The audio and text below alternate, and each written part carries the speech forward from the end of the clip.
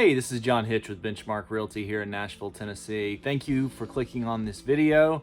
I think I said in my previous video, my first video, that I am new to being on camera, speaking on camera, and it's a little uncomfortable for me, but I'm going to keep at it and keep pushing through, and hopefully these will continue to get better. I also realized after my first video that I really had no call to action on the video. I didn't tell you to like or subscribe or leave a comment if you have any questions. So I want to go ahead and get that out of the way at the beginning of this video. If you found yourself here, I'd really appreciate a like, and if you could subscribe. Also, feel free to comment with any questions on this video or any questions you might have about real estate that I could help with. So today I kind of wanted to start with the actual contract that a buyer would put on a house if they were interested in submitting an offer. Not going to dive too deep here into the weeds because there's a lot we could probably unpack, but I wanted to keep these videos fairly short and easy to get through. So right now I kind of want to just go through the main bullet points, or what I would call the foundation of a contract. So to jump off, first and foremost, the obvious one you all discuss is probably the price. Obviously, if you're looking at property on the market or on the MLS, the seller has said, hey, this is our list price. It seems like nowadays, really, that is just a jumping off point, since most properties, if they are priced right and show well, do go multiple offers. But you would want to speak with your agent about what you are willing to offer on the property. I will say that if you decide to go over, make sure you're still offering something in the realm of what the property is going to appraise for, because most likely a seller has their own representation, and that's something their agent's going to notify them on and say, hey, this offer might look great on paper, but I don't see it appraising for that. So they probably won't just accept your offer just because it's a high number if they don't think it will appraise. The second item would be what will remain in the property. So in our contracts here in Tennessee, or in Middle Tennessee, there's actually a paragraph of things that will be included. For example, drop-in kitchen appliances, if there's a dishwasher, if there is a range, if there is a microwave that's built in, like those items will stay.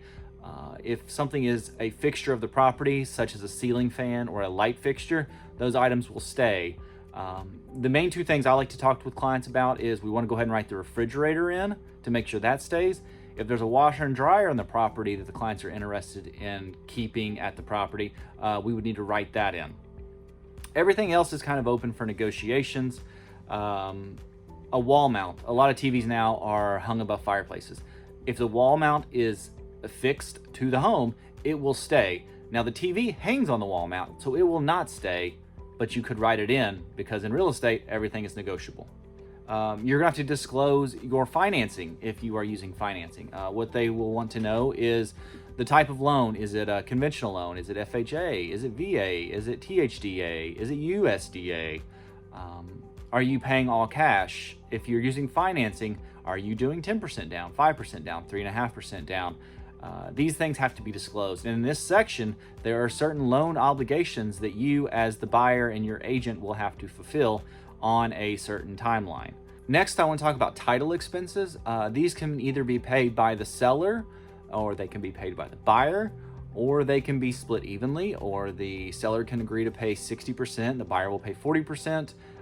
There's a few different ways that this section can be handled, but it does have to be written into the contract who is going to be responsible for the title expenses. When I got started in real estate a few years ago, it was very common for, depending on the county you were in, for people to say, oh, well, here it's common for the seller to pay for title expenses. That might be so, but nowadays in this market, I advise clients, you don't want to ask the seller to pay for anything that you're able to pay for, especially if you're in a multiple offer situation.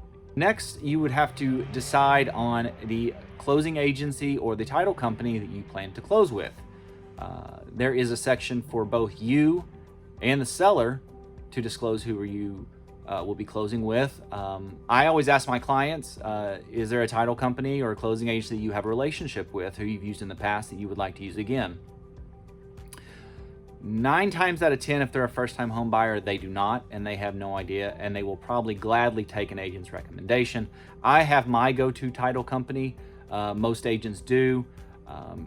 If they don't have a preference, I always recommend the title company I have. I tell them, for one, they do great work. they get back to me in a timely manner. And because I give them so much business, they will pass along the discount to you that they provide to all my clients. In this section also, earnest money has to be disclosed. If you are turning in earnest money, the amount and how it will be paid will go in this section. Usually it's by check if you're doing an amount. I think kind of the standard that everyone thinks of is 1% of the purchase price, but technically it can be anything. It can be $1,000, it can be 1%, it can be 10%. You would also put in this section where that earnest money is going to be held. If I'm representing you as a buyer, I always want it to be held at our title company. Sometimes the seller's agent will require it to be held at their title company or their office. But my office at Benchmark Realty, we do not hold earnest money.